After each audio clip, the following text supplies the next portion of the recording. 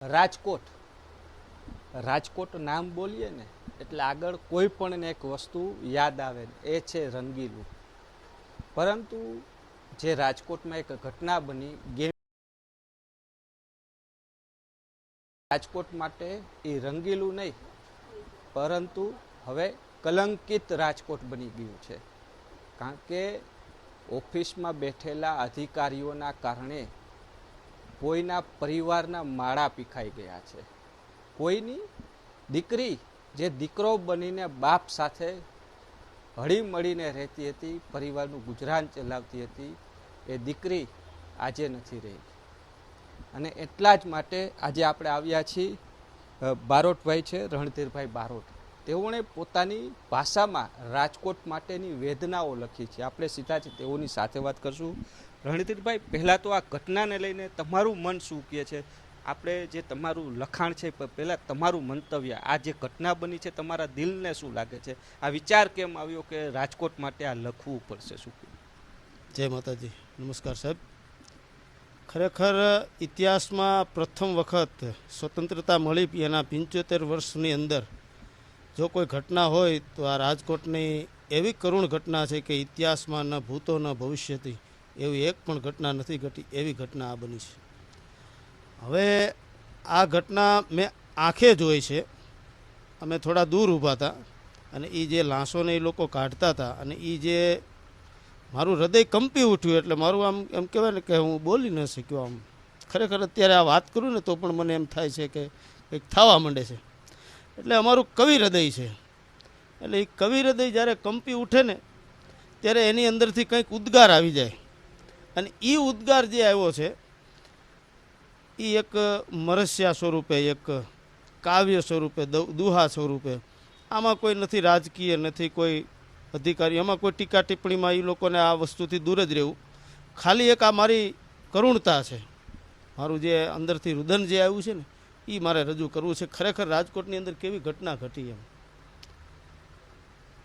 એટલે મરસ્યાથી હું શરૂઆત કરું છું ભાઈ. પણ જો ને ઉગ્યો એ ઉગ્યો દન અળખામણો, અરે રે એણે રાળો રાજકોટનો રંગ. ઉગ્યો દન કે અળખામણો, એણે રોળ્યો રાજકોટનો રંગ. પણ જો ને દાડો એ જી દાડો હાથમો જો ને દુઃખનો, અરે રે દય કાળી ટીલીનો કલંક. ઉગ્યો દણ અળખામણો, જેણે રોળ્યો રાજકોટનો રંગ. આ રંગીલા રાજકોટનો રંગને બાપ એણે રોળી નાખ્યો છે. ઉગ્યો દન કે અળખામણો, જેણે રોળ્યો રાજકોટનો રંગ. એ દાડો હાથમો કે દખનો, દઈ કાળી ટીલીનો કલંક. રાજકોટ માથે આજ કાળી ટીલીનો કલંક છે. એથી આગળ મારું હૃદય જે બોલે છે ને એ વિનવું છું રહીમભાઈ. જે બાળકો એના આંગણેથી જે રમવા નીકળ્યા છે, ગેમ ઝોનમાં જે જાવા રમવા નીકળ્યા છે, એના અંદર કેવો હર્ષ હશે સાહેબ, એ કલ્પના આમાં લખી છે. પણ જો ને હરખે એ જી હરખે રમવા જોન આલિયા, અરે રે ઓ તો બારણે થી નાના બાળ. પણ ત્યાં તો વરાળ એ જીવરાળ બની વિકરાળ, અરે રે ઓ તો ઝડપી લીધા જાળમાં. એ કેવી ઘટના હશે મિત્રો, કેવી કરુણતા હશે રહીમભાઈ. ખરેખર આપણે એ કલ્પના ન કરી શકીએ એમ. વિચાર થાય છે કે આ શું હશે. એ બાળકો આવા નાના નાના ભૂલકા 8, 10, 12 વર્ષના બાળકો જે બારણેથી નીકળ્યા છે, એના માવતર એને લઈને ગયા હશે. કેવી ઘટના ઘટી હશે. ત્યાં જઈ અને સીધા એ વરાળની અંદર ઝડપાઈ ગયા, એ બહાર ન નીકળી શક્યા. એથી આગળ મારું કવિ હૃદય છે ને બહુ આગળ કરુણતા એમાં વેરતું ગયું છે. આમાં કે છે, પણ જો ને ઝડપી એ જી ઝડપી લીધા જોન જાળમાં, અરે રે ઓ તો બારા નીકળી હગ્યા નહીં બાળ. એવા એને જાળમાં ઝડપી લીધા ને કે એ બહાર ન નીકળી શક્યા. કદાચ ભલભલો એવો માણસ હોય ને, આમ પઠંગો માણસ હોય, એ ન નીકળી શકે તો ભૂલકાઓનું શું આવે? એ બાળકો બહાર ન નીકળી ગયા. એ ઝડપી લીધા કે જાળમાં બારા નીકળી ગયા નહીં બાળ. ત્યાં તો જીવ લેવા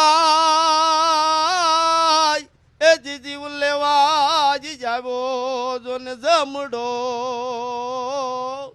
અરે રે વો તો કર્મ બનીને કાળ.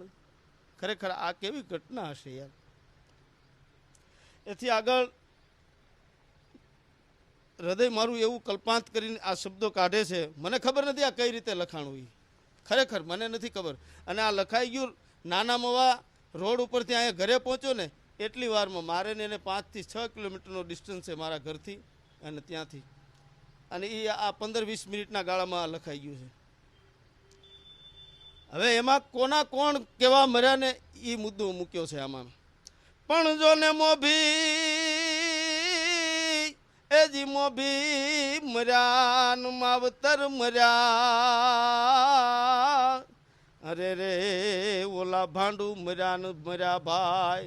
ભાંડુ કહેતા ભાંડડા, અમારી કવિ ભાષામાં ભાંડુ કહેતા ભાંડડા. મોભી મર્યા ને માવતર મર્યા, ભાંડુ મર્યા ને મર્યા ભાઈ. ઘણા લોકો આવ્યા હતા. ઘણા વેકેશન હતું ને ભાંડુડા પ્રવાસમાં આવ્યા, પરિવારો હતા. ભાંડડા ત્યાં ઘણા હતા એટલે એ વાક્ય શબ્દ ત્યાં મૂક્યો છે. પણ જો ને લાગી એ જ લાગી ગેમ જોન માલાય. અરે રે અનેક હોમાણા જો ને આગમાં, આગની અંદર અનેક હોમાઈ ગયા જેનો કોઈ આંકડો હજી સરકાર પાસે પણ નથી. એવો ચોક્કસ આંકડો હજી કોઈ ફાઇનલ કર્યો નથી. મારે એમાં નથી જવું. એનાથી આગળ પણ ખિલખિલાટ હસતા ખેલતા. અરે રે એવા રમતા બાળયને પણ યામાં લલાટે એ જોને લલાટે લખેલ લેખ. તે દી રાખમાં રોણાડા રમણા. હે ખિલખિલાટ હસતા ખેલતા એવા રમતા બાળ અનેક પણ આ લલાટે લખેલ લેખ તેથી રાખમાં રોળાણા કે રમણા. એ રાખમાં એના લેખને હિસાબે આપણે કોઈને દોષ દેવાનો થતો નથી. પછી કવિ હૃદય છે ને બાપ, કવિ કીર્તારને પણ ઠપકો આપી શકે છે. એને પણ કહી શકે છે કે આ તારી ભૂલ છે, હે મારા નાથ દ્વારકાધીશ આ તારી ભૂલ છે. એટલે કીર્તારને સંબોધીને મેં આ એક દુઓ મરસ્યો લખ્યો છે કે કમોત યાપુ કીર્તાર તે નિર્દોષને મારા નાથ. હે મારા નાથ તે આ બધા નિર્દોષને કમોત આપ્યું છે કારણ વગરનું. કમોત આપ્યું કીર્તાર નિર્દોષને મારા નાથ. પણ જો ને હરિવાર એ જ હરિવાર લાગ્યું સુહાથ તે ભૂંજી માર્યા જો ને ભૂલકા. હે મારા નાથ તે તને એવું શું થયું તે આ નાના નાના ભૂલકાઓને ભૂંજી માર્યા.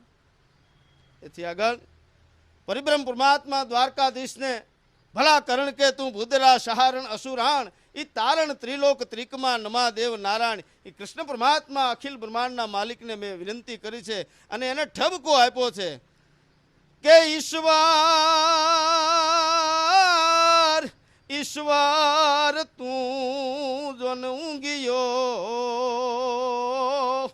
અરે રે તારા રેઢા મેલીને રાજ ત્યાં તો આંબી ગઈ એને યાદ. અરે રે પછી રાખ થયા અનેક રમણા. હે ભલા માણા પરિબ્રહ્મ પરમાત્મા કે તું કદાચ ઊંઘી ગયો હોઈશ તો જ આવું બને, નહીતર આવું બને નહીં. તારી એક આંખના પલકારાની અનેક માણસો અનેક ભૂલકાઓ આગમાં હોમાઈ ગયા. ભલા માણા તારે આમ હુઈ ન જવાય રેટા મેલી. એથી આગળ પણ જો ને રાખ થયા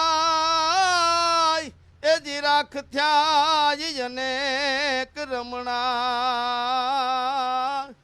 અરે રે વળી બળી ગયા અનેક બાળ પણ એના માવતર એજી માવતર માટે મોકાણ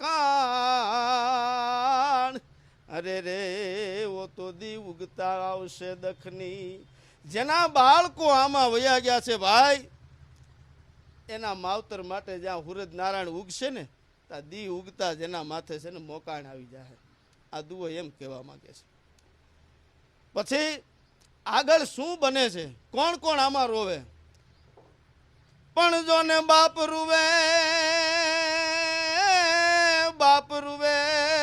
બેની રૂવે ઓ તો મામા રૂવે મોસાળ હે બાપ રૂવે બેની રૂવે મામા રૂવે મોહાળ હે બાપ રૂવે બેની રૂવે મામા રૂવે મોસાળ પણ જેના બળી ગયા એજી બળી ગયા નાના બાળ અરે રે એના માવતર રૂવે એ રમણા અરે રે રે રે એના રૂવે માવતર રમણા છેલ્લે પરિબ્રહ્મ પરમાત્માને હું વિનંતી કરું છું કે હે મારા નાથ જે કાંઈ આ ઘટના ઘટી એ તારા લેખા જોખાની અંદર જે કાંઈ હોય તે પણ મારી કર જોડીને એટલી વિનંતી છે પણ અકાળે આવેલ આત્મા અરે રે એને વૈકુંઠમાં આપો વાસ પણ જો ને પ્રભુ તારી પાસ અરે રાખજો સદાય રમણા પરિબ્રહ્મ પરમાત્મા દ્વારકાધીશને એટલી વિનંતી કરે કે હે મારા નાથ આ જે કાંઈ જીવાત્માઓ અકાળે તારા ચરણોમાં આવી છે એને તારા ચરણોમાં વૈકુંઠમાં વાસ આપો એવી દિલગીરી ભગવાન દ્વારકાધીશને વિનંતી સાથે જય માતાજી જય દ્વારકાધીશ. રણધીરભાઈ બારોટ કારણ કે જે રીતના એણે નજરે જોયું હતું જે દુઃખદ ઘટના હતી એ ઘટનામાં એના શબ્દો કવિ જે કહી શકાય મરસિયા રૂપમાં એણે આખી આ ઘટના વરસાવી કારણ કે આજે પણ સવાર ઉગે ને દિવસનો સૂરજ ઉગે એટલે એમ કહેવાય કે નવી રોશની નવો દિવસ કે નવું ઉજાગર લાવશે પરંતુ આજે જે 27 લોકો મરી ગયા છે ને એના ઘરનો સૂરજ ઉગે ને એટલે સવારથી એક જ એ આગની ઘટના યાદ આવે એનું નાના બાળકો યાદ આવે એની નાની દીકરી યાદ આવે દીકરી વાલનો દરિયો એને યાદ આવે કે પપ્પા તું જાગ હવે જાગ આ ઉઠાડતી નાની દીકરી યાદ આવે પરંતુ આજે એ બાપને ઉઠાડવા વાળું કોઈ નથી રહ્યું ને આજે સવારનો સૂરજ ઉગે ને બસ પિતા હોય કે કોઈ પણ હોય કે તેની દીકરી હોય તેનો બાપ તેને યાદ આવે આ પરિસ્થિતિ આજે જે આ દુર્ઘટના બની છે ને તેના કારણે ને આ મોતના જોનના કારણે આ પરિસ્થિતિ છે રાજકોટના અનેક પરિવારનો માળો છે તે પીખી નાખ્યો છે. કેમેરા પર્સન કિશોર વાડોલિયા સાથે રહીમ લાખાણી, ગુજરાત ફર્સ્ટ, રાજકોટ.